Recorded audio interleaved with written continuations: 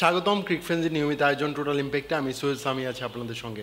আজকে আমরা global super league এবং পাকিস্তান সুপার লিগের দুটি সংবাদ নিয়ে কথা বলার জন্য হাজির হয়েছি। আমার সঙ্গে আছেন মোহাম্মদ সাদমান। সাদমান, স্বাগতম। ধন্যবাদ।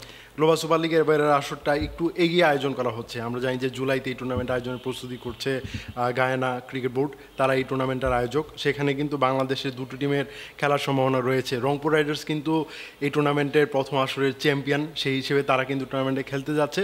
তবে ফরচুন বরিশাল খেলবে কিনা এটা এখনও নিশ্চিত না। তাদেরকে আসলে তাদের প্রস্তাবনা কি পর্যায়ে আছে এটা আসলে এখন পর্যন্ত জানা যায় না, আসলে ইনভাইটেশনটা এখনো পাঠানো হয়নি। তবে এই টুর্নামেন্ট কিন্তু বাংলাদেশের আরেকজন ক্রিকেটার সেখানে কিন্তু খেলতে পারেন, কিন্তু অন্য একটা দলের হয়ে যায়। আপনি যদি একটু রিভিল করতেন। আরেকটা ক্রিকেটার রংপুর রাইডার্স যদি খেলে, রংপুর রাইডার্স টিমে কিন্তু সেই ক্রিকেটার ছিলেন, এখন আসলে ফ্র্যাঞ্চাইজি লিগে খেলে বেড়াচ্ছেন রিশাদ হোসেন। আর তাকে নিয়েই আসলে আবার ইন্টারেস্ট দেখিয়েছে হোবার্ট হারিকেন্স, যারা বিবিএলে তাকে নিয়েছিল, কিন্তু আনফর্চুনেটলি তিনি খেলতে পারেননি। সেটাও কিন্তু বাংলাদেশ প্রিমিয়ার লিগের সঙ্গে একটা মানে সাংঘর্ষিক একটা সূচি ছিল। এর আগে খেলতে পারতো, এই জন্য আসলে যায়নি।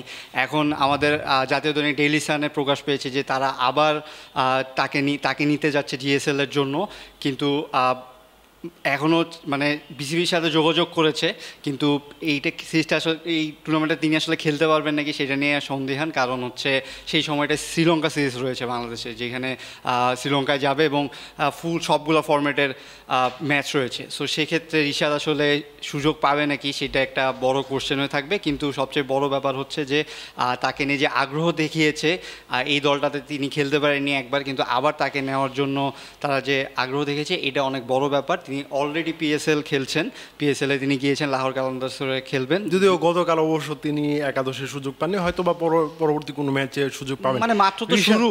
রিশাদ হোসেন কিন্তু গত যে গ্লোবাল সুপার লিগের আসলে সেখানে কিন্তু দারুণ পারফর্ম করেছিলেন। সেই পারফরমেন্সটা হয়তো বা নজরে পড়েছে তাসমানের এই দলটার। সেক্ষেত্রে তারা আসলে সুযোগ পাওয়ার সম্ভাবনা, যেহেতু বিসিবি আমি দেখছি এখন সাম্প্রতিক সময়ে বিসিবি কিন্তু লিটন কুমার দাসকেও কিন্তু এনওসি দিয়েছে। তাছাড়া রিশাদ হোসেন টেস্ট খেলেন না, সেই হিসেবে কিন্তু এনওসি পেয়েছেন। সেক্ষেত্রে রিশাদকে এনওসি দেওয়ার সম্ভাবনা আসলে কতটুকু দেখছেন আপনারা? আমার মনে হয় যদি মানে স্কেডিউলটা তো এখনও ফুল দেয়নি, যদি স্কেডিউলটা দেয়, যদি টেস্ট খেলার সময় হয়, তাহলে হয়তো তাকে ছাড়তেও পারে, হয়তো ছাড়তে পারে। কারণ এই টুর্নামেন্টটা অত বড় না, এই টুর্নামেন্টটা আসলে যে আইপিএল বা পিএসএল এর মতো একদম টুর্নামেন্ট শেষ হয়ে যায় এরকম এত বড় হয় না, আড়াই মাস এরকম বড় হয় না। সো সেক্ষেত্রে তাকে ছাড়ার সম্ভাবনা রয়েছে। কিন্তু এটার মধ্যে যেহেতু একটা কমপ্লিট সিরিজ, সেখানে আসলে কতটুকু মানে ছাড়বে বা ছাড় দিবে সেটা একটা বড় বিষয় রয়েছে। আর এছাড়া তিনি কিন্তু রংপুর রাইডার্সের হয়ে খেলেছিলেন। সো রংপুর রাইডার্সেও তাকে ছাড়বে নাকি সেটা নিয়েও কিন্তু একটা কথা আছে। আর এখানে আরেকটা কথা আছে যে বিপিএল এর যে কারেন্ট চ্যাম্পিয়ন ফরচুন বরিশাল, সেই টিমেও রয়েছেন তিনি, ফরচুন বরিশালে কিন্তু রয়েছেন। সো ফরচুন বরিশাল যদি গ্লোবাল সুপার লিগে যায় তাহলে কিন্তু রিশাদকে পেতে চাইবে। তবে রিশাদ যদি চুজ করেন যে তিনি আসলে ফরচুন বরিশালে খেলবেন না, তিনি ওই দলটার হয়ে খেলবেন, তাহলে কিন্তু রিশাদ কিন্তু এটা করতেই পারেন। বিপিএল এর পর কিন্তু তাদের সঙ্গে আর ওই চুক্তিটা কিন্তু মানে থাকবে না, করতেই পারেন। আসলে সেটা এখনই আমরা বলতে পারি না, কারণ হচ্ছে যে বিপিএল এর টিম যদি যায়, চ্যাম্পিয়ন টিম যদি যায়, সেখানে রিপ্রেজেন্ট করাটা বিপিএল এর টিমটা তাকে ছাড়বে নাকি, বা বিপিএল বাদ দিয়ে আপনি অন্য একটা ফ্র্যাঞ্চাইজির হয়ে খেলবেন নাকি, সেটাও একটা বিষয়। কারণ আমরা কিন্তু গত যে গ্লোবাল সুপার লিগের আসর সেটাতে কিন্তু তানজিম সাকিবকে দেখেছিলাম গায়নাতে, কিন্তু সেখানে কিন্তু একটা কারণ ছিল যে তিনি অন্য রংপুর রাইডার্সে ছিলেন না। সেই ক্ষেত্রে আপনি অন্য টিমে যদি হয়ে খেলে থাকেন তাহলে আপনি যেতে পারেন, কিন্তু এখানে কিন্তু তিনটা টিমেই তিনি রিপ্রেজেন্ট করার মতো সুযোগ রয়েছে। কারণ আপনি জিএসএলে যেহেতু তিনি এর আগের বার খেলেছেন, চ্যাম্পিয়ন হয়েছেন, এরপরে বরিশালে এসে বরিশালও চ্যাম্পিয়ন হয়েছেন, এবার আবার হোবার্ট হারিকেন্স তার বিবিএল এর চ্যাম্পিয়ন টিম, সেখান থেকে ডাক পেয়েছেন। এখানে কিন্তু তিনি অনেকগুলা আসলে তার অপরচুনিটি রয়েছে। কিন্তু সব মিলিয়ে আসলে এখন আমরা বরিশালের ব্যাপারটা জানি না, বা রংপুর যদি যায়, বা তারপরে হচ্ছে হোবার্ট হারিকেন্স যাবে, কিন্তু সেই সময় শ্রীলঙ্কা সিরিজটা রয়েছে। সব কিছু আসলে গুছিয়ে তাকে আসলে ডিসিশনটা দিতে হবে, বা বিসিবিকেও হেল্প করতে হবে যে এই কয়টা ম্যাচের জন্য যদি সুযোগ হয় তাহলে তাকে যাতে ছাড়ে।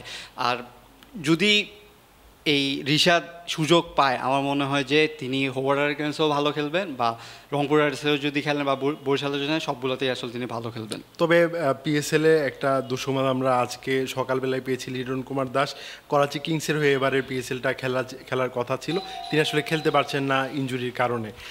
তার এই ছিটকে যাওয়াটা আসলে কতটা বেদনাদায়ক? আসলে মানে তার ফেটটা খুবই মানে কঠিন তার, কারণ আপনি দেখবেন যে তিনি আগেও অন্যান্য ফ্র্যাঞ্চাইজি লিগগুলোতে অতটা সুযোগ পাননি বা পেলেও অতটা ম্যাচ খেলতে পারেননি। আমরা কিন্তু এটা নিয়ে আগেও কথা বলেছি যে তিনি ফ্র্যাঞ্চাইজিতে এত বছর ইন্টারন্যাশনাল ক্যারিয়ার খেলার পরেও বিপিএল এর বাইরে অন্য ফ্র্যাঞ্চাইজি লিগগুলো কিন্তু তিনি অতটা সুযোগ পাননি। আইপিএল এ একটা মাত্র ম্যাচ হ্যাঁ, সো এইবার পিএসএল এ আমরা তাকে নিয়ে আশা করছিলাম যে তিনি ভালো খেলবেন বা তিনি সুযোগ পাবেন, যদিও তার কম্পিটিশন একটা স্ট্রং প্লেয়ার ছিল, তবুও আমরা আশা করছিলাম যে হয়তো কিছু ম্যাচ পাবেন।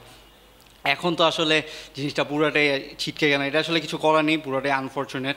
কারণ আপনি ইনজুরিতে পড়লে প্র্যাকটিসে এটা হতেই পারে প্লেয়ারের ক্ষেত্রে, আসলে তার মানে এই ভাগ্যটাই আসলে মানে লাকটা তার জন্য একেবারেই ফেভার করছে না। এই চোটটা আসলে যদি ধরেন 3-4 ম্যাচ খেলার পরেও যদি পেতেন তাহলে হয়তো ডেবিউটা হওয়ার পরেও যদি খেলতো তাও একটা বিষয় ছিল যে 2-3 ম্যাচ খেলেছেন। আর তিনি এসে পোস্ট করেছেন তিনি করাচি কিংসে অল দ্য বেস্ট জানিয়েছেন, করাচি কিংসও কিন্তু তাকে নিয়ে পোস্ট করেছেন যে যোগাযোগ রাখবেন বা তাকে সুস্থ দ্রুত সুস্থ হয়ে যায় সেটার জন্য বলেছেন। সো তার বিকল্প ক্রিকেটারও কিন্তু নিয়ে নিয়েছেন, হ্যাঁ। সো হয়তো নেক্সট সিজনে আবার তাকে ডাক দিবে যদি সুযোগ হয়। এখন আসলে এই টুর্নামেন্টটা আনফর্চুনেটলি শেষ হয়ে গেল আমাদের। এখন নাহিদ রানা যাওয়ার আগ পর্যন্ত রিশাদের দিকে চোখ রাখতে হবে, রিশাদ কোন ম্যাচে খেলে বা কোন ম্যাচে সুযোগ পায় সেটা দিকে খেয়াল রাখতে হবে। যদিও 3 জন ছিল, এখন সেখান থেকে 2 জন হয়ে গেল।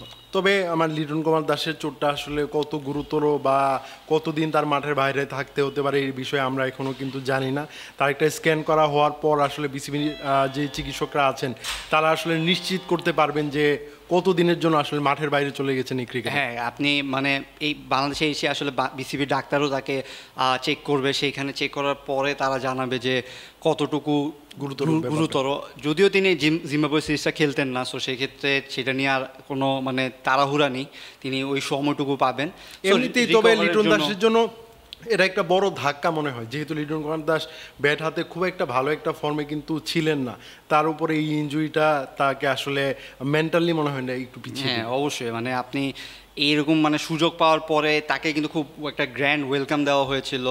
সো তিনি খুবই মানে একটা ভালো মন নিয়ে বা একটা এইম নিয়ে তিনি গিয়েছিলেন টুর্নামেন্টটাতে, তার ফর্মে ফিরা বা ফ্র্যাঞ্চাইজিতে ভালো একটা নাম করা সেটার জন্য গিয়েছিলেন। কিন্তু আসলে আনফর্চুনেট, এটা নিয়ে আসলে আমাদেরও আফসোস হচ্ছে, দর্শকদেরও আফসোস হবে।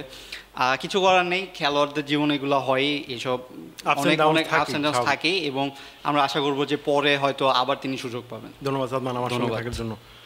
দর্শক, ক্রিকফিজের নিয়মিত আয়োজনে আমাদের সঙ্গে থাকার জন্য ধন্যবাদ। পরবর্তী কোনো পর্বে অন্য কোনো বিষয় নিয়ে আবার কথা বলবো, সে পর্যন্ত আমাদের সঙ্গে থাকুন।